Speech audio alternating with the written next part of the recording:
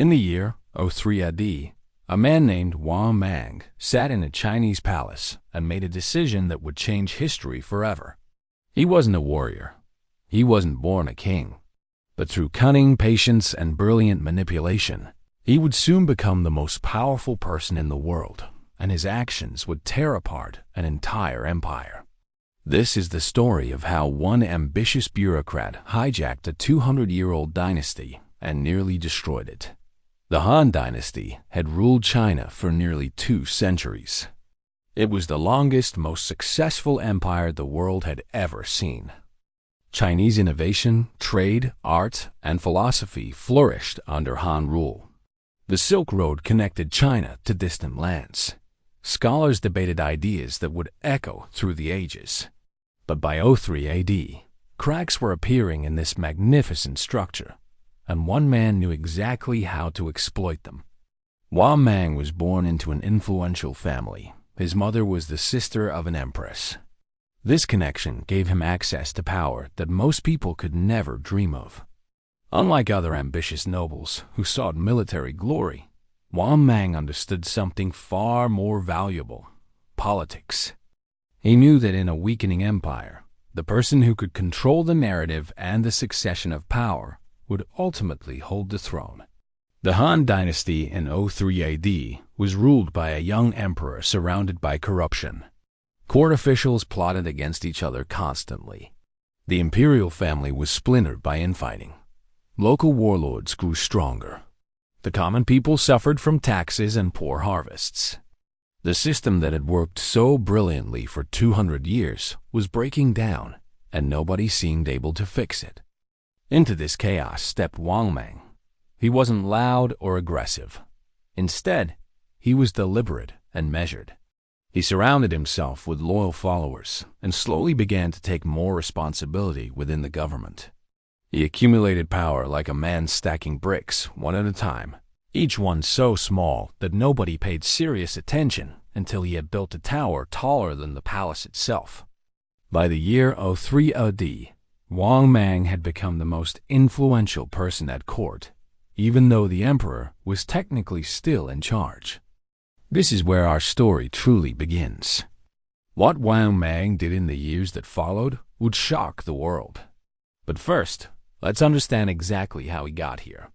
The Han Dynasty's problems weren't new. They had been building for decades like water behind a weakening dam. The empire was simply too large for the traditional system of government to manage effectively. China stretched across thousands of miles, from the Pacific Ocean to the borders of Central Asia.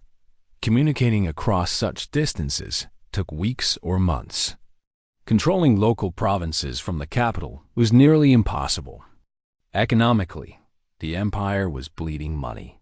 The Great Wall had to be maintained constantly, requiring massive amounts of resources and manpower. Military campaigns in distant territories drained the treasury.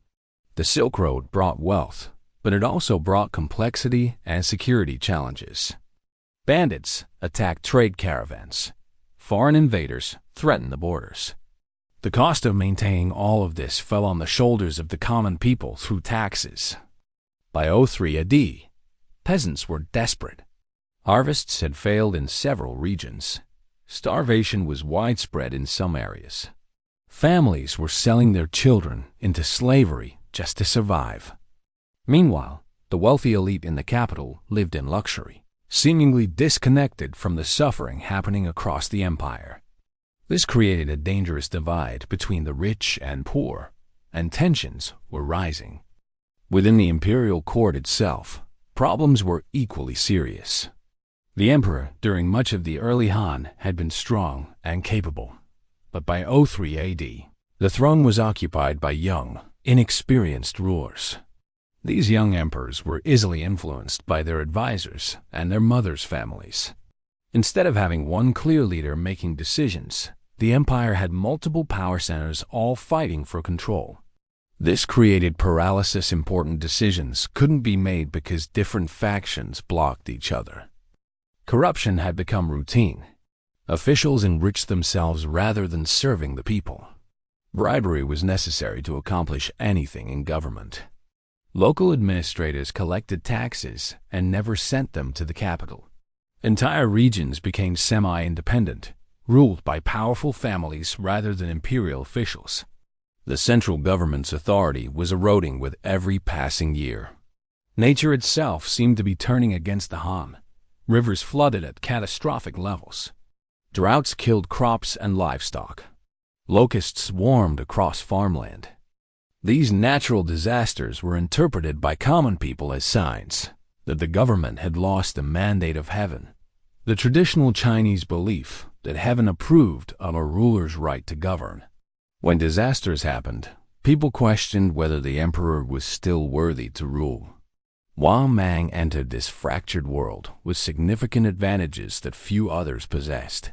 His family connections were extraordinary. His mother was the sister of Empress Wang, which made him a nephew of imperial power. His father had held high positions in government. The family home was in one of the most important cities in China. He didn't have to fight his way up from poverty like many ambitious men had to do. Despite having wealth and connections, Wang Mang's early career didn't immediately shoot toward greatness.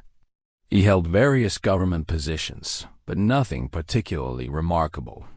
He was competent and reliable, but he wasn't distinguished as a brilliant military commander or a visionary administrator.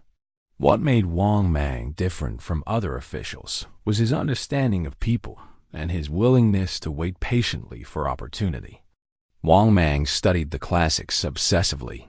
He read the ancient texts that formed the foundation of Chinese philosophy and governance. He learned the principles that had made the Han Dynasty successful in its early years.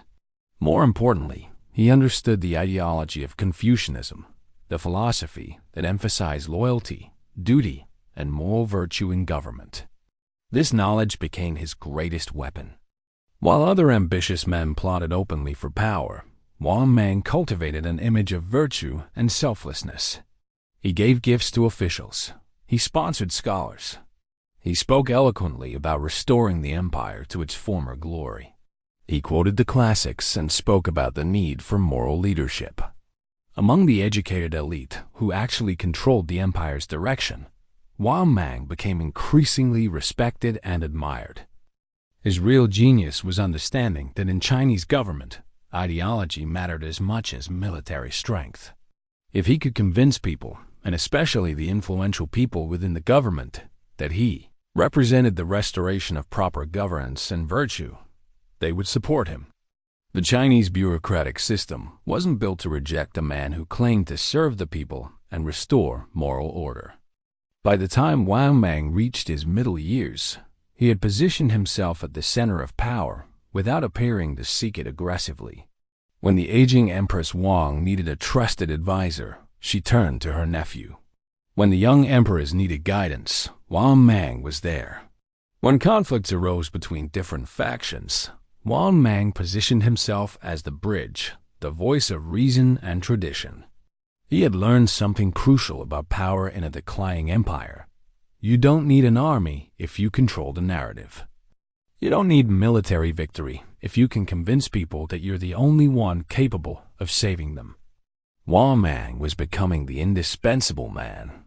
By 03 AD, Wang Mang had moved beyond merely being an influential advisor. He was now reshaping the entire structure of imperial governance to consolidate his power. He appointed his relatives to important positions. He promoted officials who were loyal to him personally rather than to the imperial institution. He created new bureaucratic positions, often unnecessary ones, and filled them with people who owed their careers to him. The central government was becoming, in effect, the government of Wang Mang's extended family network. One of his brilliant strategies was sponsoring an ideology of reform. The empire was failing. This much was obvious. Wang Mang convinced people that the solution was not revolutionary change, but rather a return to the golden age of ancient times. He pointed to the early Han emperors and their successful policies. He argued that the current problems stemmed from corruption and deviation from proper principles, not from the system itself. This was reassuring to the conservative elite who didn't want radical change. They wanted the empire restored to what it had been. Wang Mang also began using bureaucratic means to eliminate rivals. Officials who opposed him mysteriously lost their positions or suddenly retired. Those who questioned his policies faced investigations into their finances and personal conduct. In Chinese government, there were always investigations and dismissals, so his tactics didn't appear unusual. But they were deliberate. He was methodically removing anyone who might challenge his growing power. He also understood the power of public relations, though that term didn't exist in ancient China. When he made decisions, he explained them in ways that connected to Confucian values and the needs of the common people. When he distributed wealth or favors, it was publicized as evidence of his virtue and dedication to the people's welfare. When he faced setbacks, he reframed them as opportunities to demonstrate loyalty and commitment to the empire. The media of his time was limited, but it was effective. Court officials, scholars, and bureaucrats read official documents and official histories. Wang Mang ensured that these documents told the story he wanted told. Court scholars praised his policies. Official records highlighted his successes while minimizing his failures. Over time, the narrative about Wang Mang became one of a selfless servant trying to save a dying empire. Wang Mang was also careful to maintain respectful distance from the throne. He never directly challenged the emperor's authority.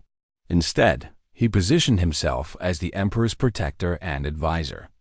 When unpopular decisions had to be made, he often found ways to ensure that others took responsibility while he appeared reluctant but necessary.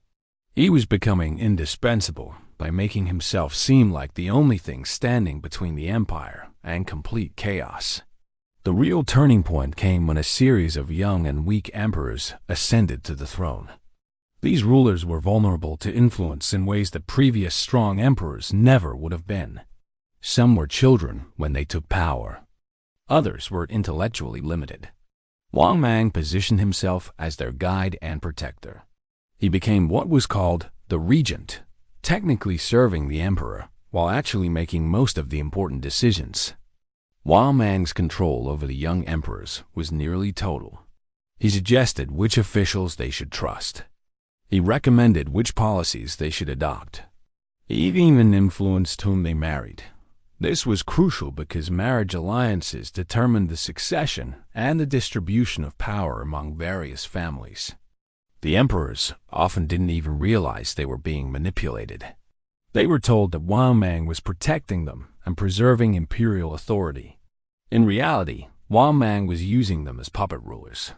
One particularly clever move was his handling of succession. When an emperor proved to be a problem, Wang Mang would arrange for that emperor to be replaced with someone more pliable. The official explanation would involve claims that the previous emperor was ill or unsuited to govern. Confucian ideology supported this. If an emperor was truly unfit, then replacing him was restoration of proper order. Wang Mang made succession changes seem like necessary reforms rather than power grabs. He also cultivated powerful allies among the bureaucracy and the military. He rewarded generals who supported him with wealth and titles.